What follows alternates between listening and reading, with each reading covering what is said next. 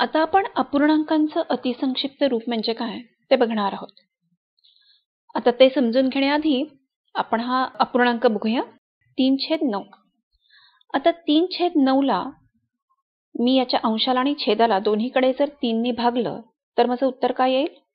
तर माझं उत्तर येईल 1/3 किंवा 1/3. म्हणजे 3/9 आणि 1/3 या दोन्हीची किंमत सारखीच आहे, पण 1/3 हे त्याच अपूर्णांकाचं छोटं रूप आहे. तर संक्षिप्त म्हणजे काय? छोटं. थोडक्यात एखाद्या अपूर्णांकाचं संक्षिप्त रूप तयार केलं म्हणजे त्याची किंमत तीच राहते, पण तो अजून त्याचं छोटं रूप आपण तयार करतो. आता इथे अंशाला आणि छेदाला आपण 3 नेच का बरं भागलं? 2 ने का नाही भागलं? 5 ने का नाही भागलं? कारण 3 ही संख्या हा अंशाचा आणि छेदाचा सामायिक अवयव आहे. म्हणजेच काय? म्हणजेच अंशाला पण 3 ने भाग जातोय आणि छेदाला पण 3 ने भाग जातोय. म्हणून आपण 3 ने भागलं. याचाच अर्थ आपल्याला जर एखाद्या अपूर्णांकाचं संक्षिप्त रूप काढायचं असेल तर आपण कसं काढतो? आपण त्याच्या अंशाला आणि छेदाला समान संख्येने एकाच संख्येने भागतो आणि ती संख्या कशी असावी लागते? ती अंशाचा आणि छेदाचा सामायिक अवयव असते. अशा प्रकारे आपण अपूर्णांकाचं संक्षिप्त म्हणजे छोटं रूप काढतो. आता अजून एक उदाहरण बघूया. 10/40. आता इथे सामायिक अवयव आहे 2, कारण 2 ने 10 लाही भाग जातोय आणि 40 लाही भाग जातोय. मग मी भागल्यावर काय उत्तर येईल? 5/20. आता या 5/20 ला अजून पुन्हा छोटं, अजून संक्षिप्त करता येईल का?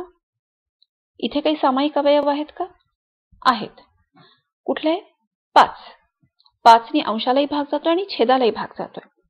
म्हणून मी दोन्हीकडे 5 ने भागलं आणि 1/4 असं माझं उत्तर आलं.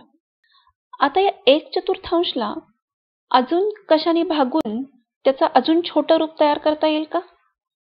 नाही करता येणार, कारण आता ह्याच्यामध्ये कुठलाही सामायिक अवयव नाही.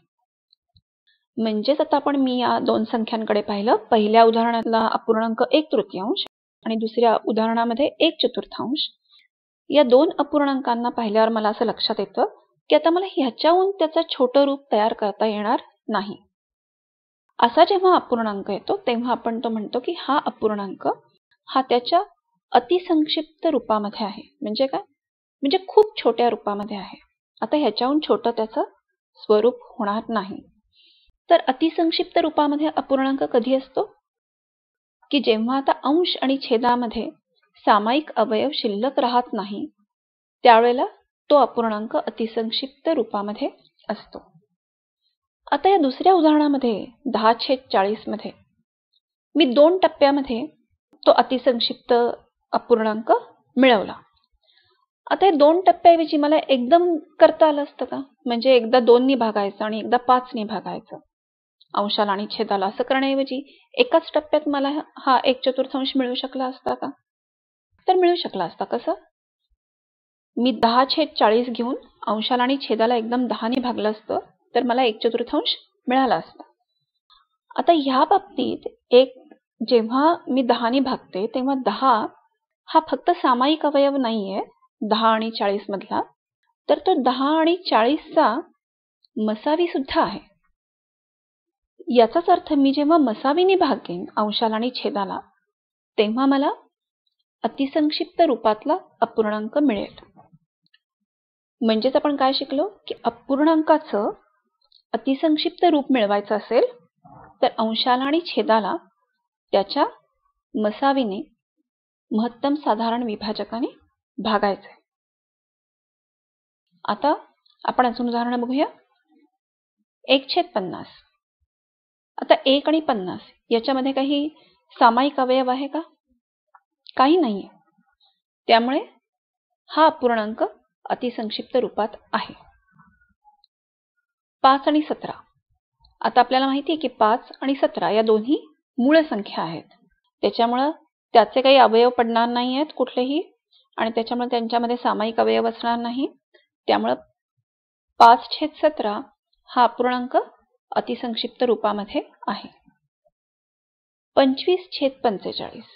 आता 25 आणि 45 हा अतिसंक्षिप्त रूपात आहे का? नाही आहे, कारण या दोन्हीमध्ये सामायिक अवयव आहे 25 आणि 45 मध्ये. आणि कुठला आहे तो? त्यांचा मसावी काय आहे? 5 आहे.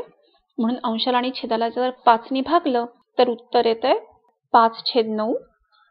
आणि मग 5/9 हे त्याचं अतिसंक्षिप्त रूप झालं. अजून एक उदाहरण घेऊया. 18/72. आता 18 आणि 72 यांच्यामध्ये सामायिक अवयव आहेत. दोन्हीला 2 ने भाग जातोय म्हणजे 2 हा सामायिक अवयव येईल. 9च्या पाढ्यात पण 18 आणि 72 दोन्ही आहेत, म्हणजे 9 हा पण सामायिक अवयव येऊ शकतो. पण आपल्याला फक्त सामायिक अवयव हवा आहे का? नको आहे. तर आपल्याला नुसता सामायिक अवयव नाही तर मसावी पाहिजे. तर 18 आणि 72चा मसावी काय आहे? मसावी आहे 18. म्हणून आपण दोन्हीकडे 18 ने भागूया. मग उत्तर आलं 1/4. म्हणजेच 1/4 हा आता अतिसंक्षिप्त रूपात आलेला आहे. अजून एक उदाहरण बघू.